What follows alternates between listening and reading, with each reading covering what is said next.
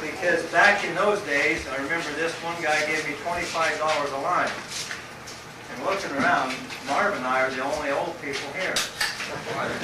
Thank you. So we remember the days when we could catch them and nobody romped on you. In fact, they asked you how many you got that week. A short description of the beast, and I think Major already said the word a while ago when he said that they are darn strong.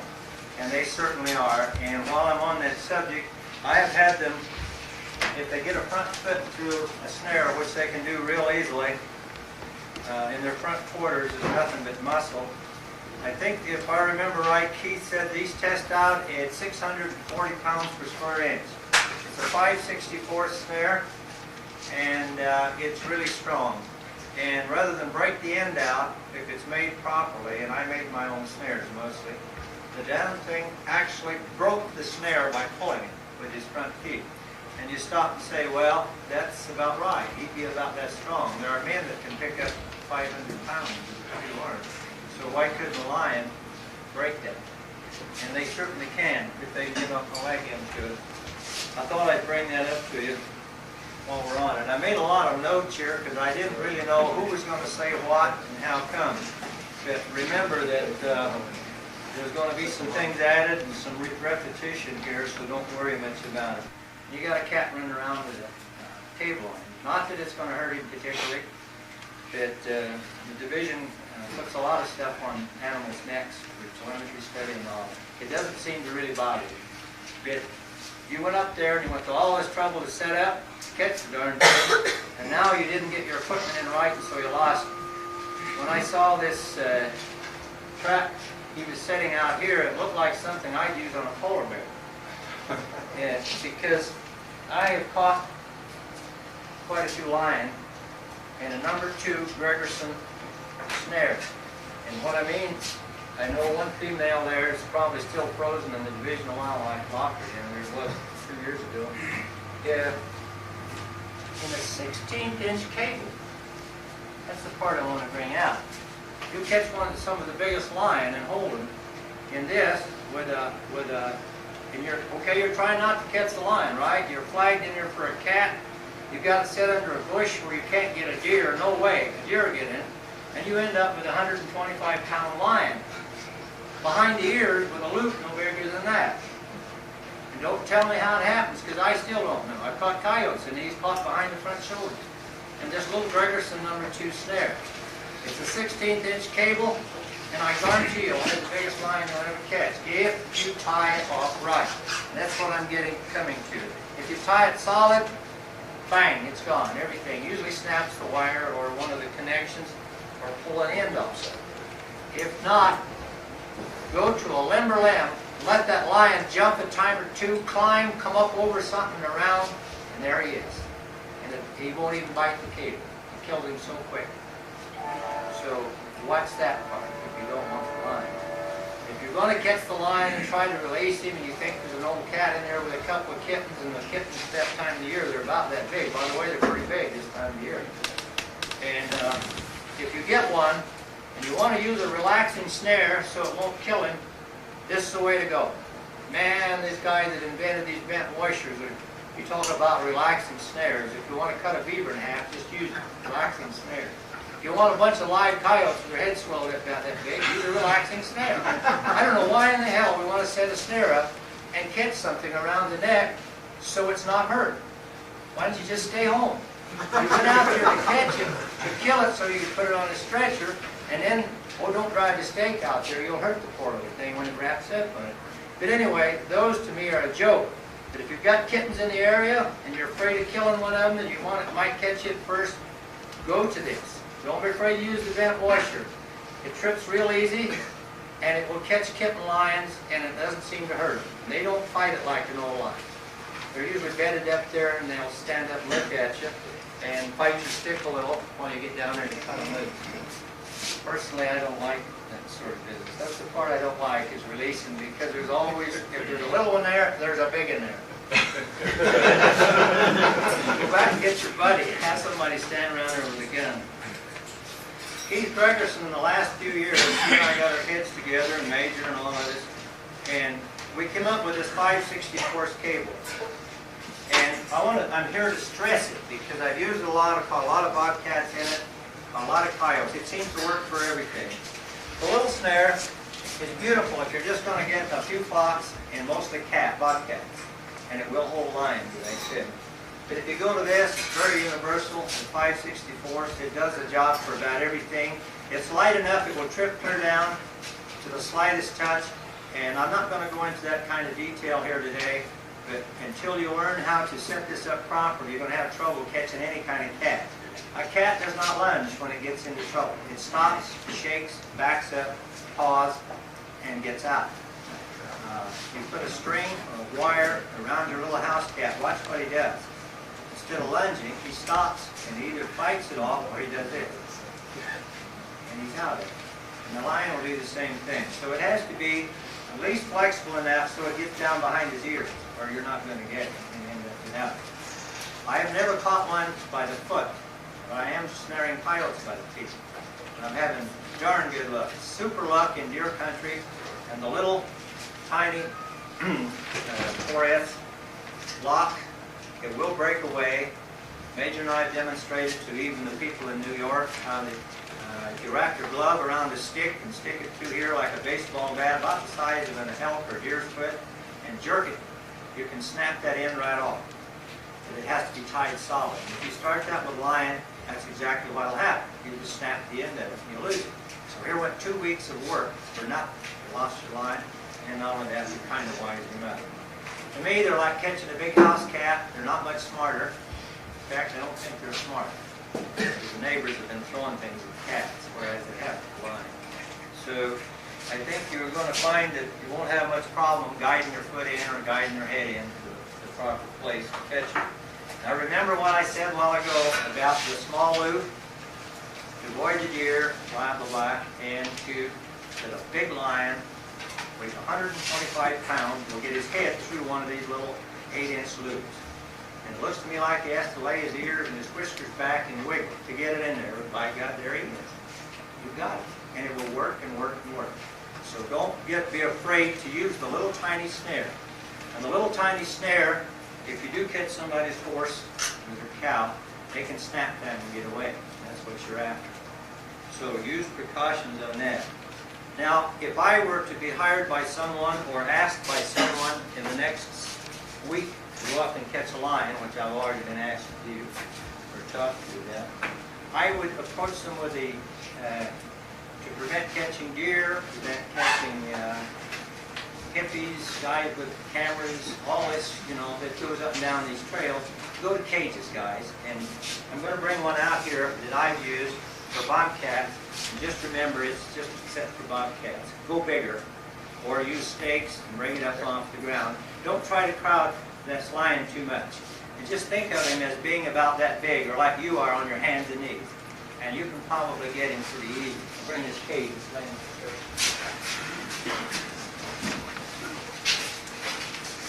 Okay. Before we go into that, we haven't got the lion caught with that yet. Well, we've got him caught somewhere on the trail, and you've got that kitten with that relaxing snare. Just don't be afraid. You probably won't kill that kitten. They just don't jerk that hard and raise that much cane. He's there. He's usually got him a little nest made, and he'll raise up when you get there. This makes one heck of a good handling stick. Have it so that you can tie another one onto it. Have a second. And if you've got 8 or 10 feet, it's so much the better. A big lion that I have released, I just let them jump, and as soon as you come up, if they won't jump around to choke themselves down, just go get your pistol and fire over them a couple of times, and they go 8. Stay back, and that noise, it just literally tears them out. And in a few seconds, they flip-flopped over a couple of times and they're down. And don't wait for them to stop quivering because you've lost your cat then. You want to release them. Get down there and hook in the lock. Don't try to hook the cable out here to get enough slack around his neck because it don't work. It always pulls on it. There's always pressure on it, and so the lock is almost exposed. You can at least find it. And when you get a hold of the lock there, you can actually open that up. And then you can release it.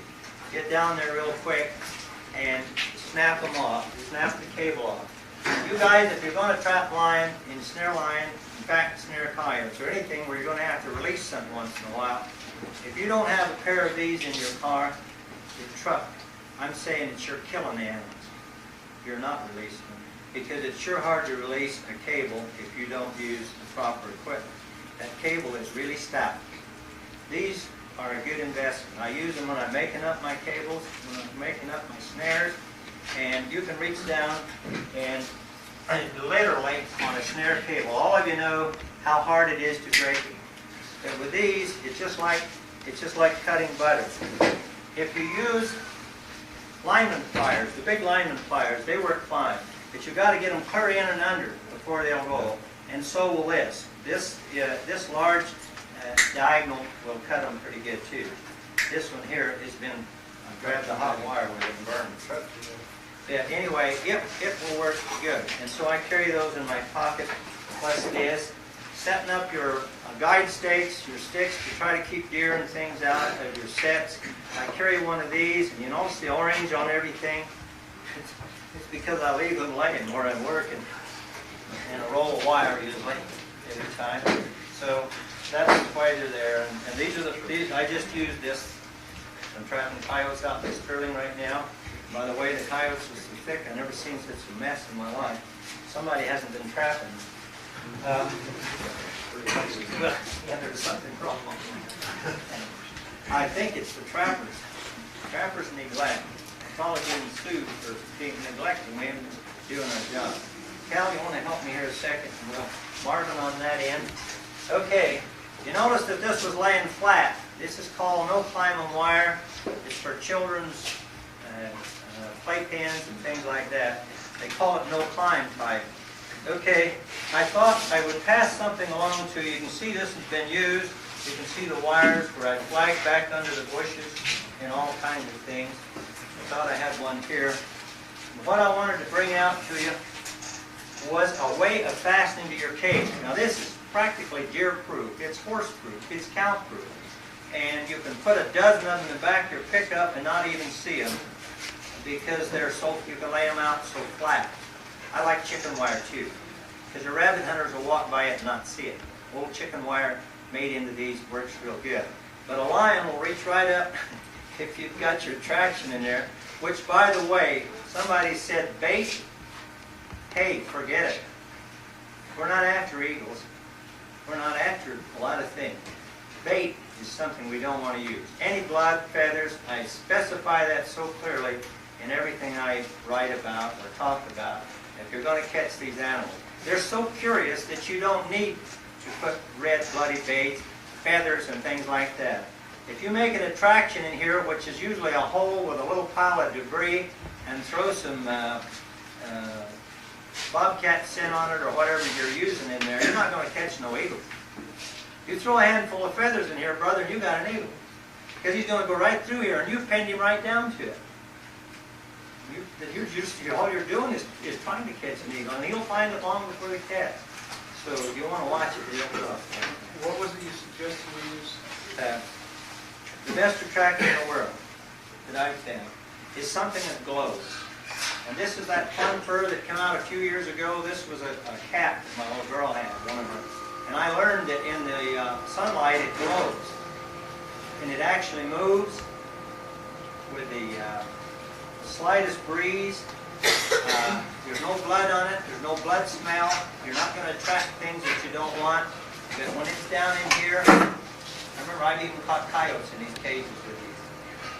That it really works. And then the second attraction is on the ground with your scent, and I make a mound of little sticks, pine needles, and debris. Make it look in there like a lion scattered in there. And get this plenty big. Don't crowd your lion, and plenty hot. And you'll get it. He'll go right into it. No problem. And tying at this one end, I use you guys are getting free what we charge these guys $150 a day to learn at this trapping school.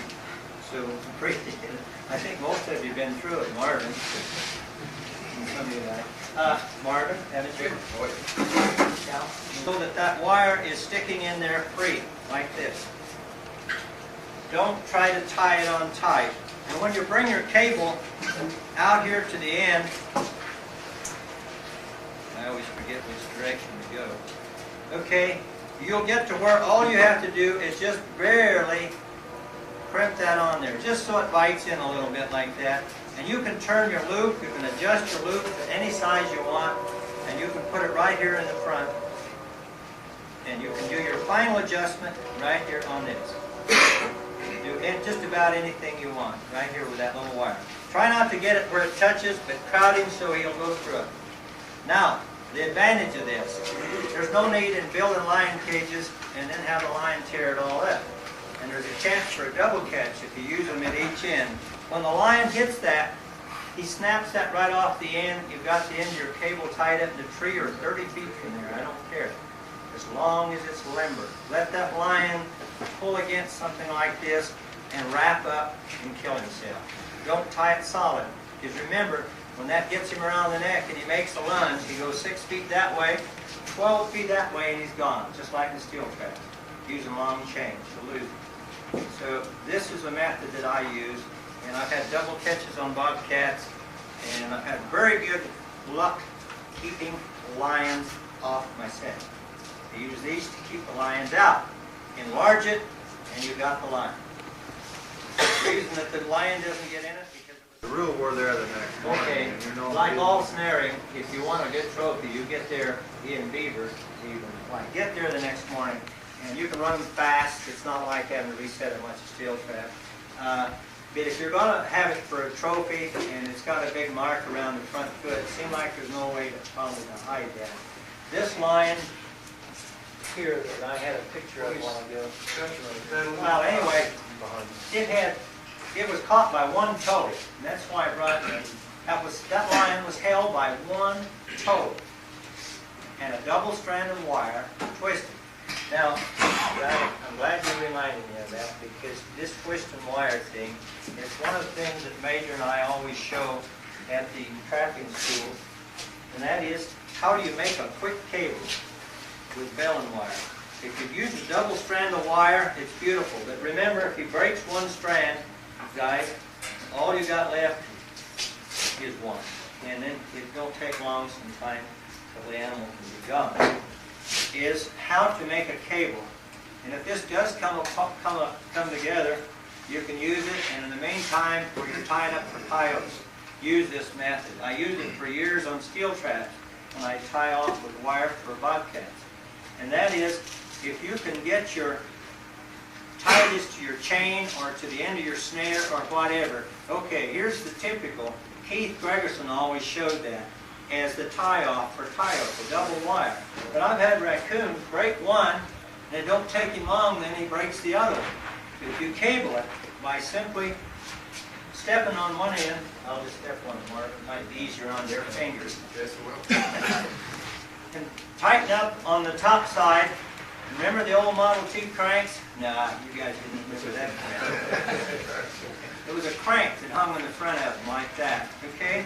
And by taking that in your hand and cranking it, boy, you can make a cable so quick that it'll just make your head swim. And you can do 6 or 8 feet of wire, just real quick. You'll get to where you can just do it that quick. And you make a cable. And that'll hold most anything, including your neighbor's horse. Guaranteed. They jerk and jerk and jerk and fall down, and there's nothing stronger than good bought baling wire to put it together right. Be darn careful about line. The reason I keep stressing this is because you're working with an animal that can break a 600-pound test cable. I keep stressing this, how careful you're going to have to be to have him. If you're going to twist this up into anything, and you mar this up with your pliers here, while you're twisting this up, you'll look at it when you're done, and you'll see all them little scratches from your pliers on there. And that's just where it'll break, right where those little tiny scratches are. You'll never see an electrician cut a wire like that. He'll always break it on. The reason is so the wire won't break. And so remember that and use it. It might help you. I was talking about attracting that lion out, getting it flagged in, and all this sort of thing. Remember that they're attracted to disturbances. You can attract a lion. I discovered this accidentally. I parked in this little meadow in about 4 inches of snow, And when I started my Jeep up, it spun just an instant. I threw some black dirt over it, a little mound. I come back 2 days later, and the lion had come down from 2 different directions and examined that little pile of mud that I flicked up on the snow. And that is one of your best flags for all cats you can make. There's this tiny bit of black dirt, fresh dirt on top of snow. Carry some in your hip pocket or in your hat if you want. When you get through making the set, mound you up a little snow there and sprinkle it with black dirt. And it'll pull cats for a long ways. It's a contrast that they see very easily. You don't have to move. It won't attract eagles. It won't attract even dogs, but it'll attract cats to the set.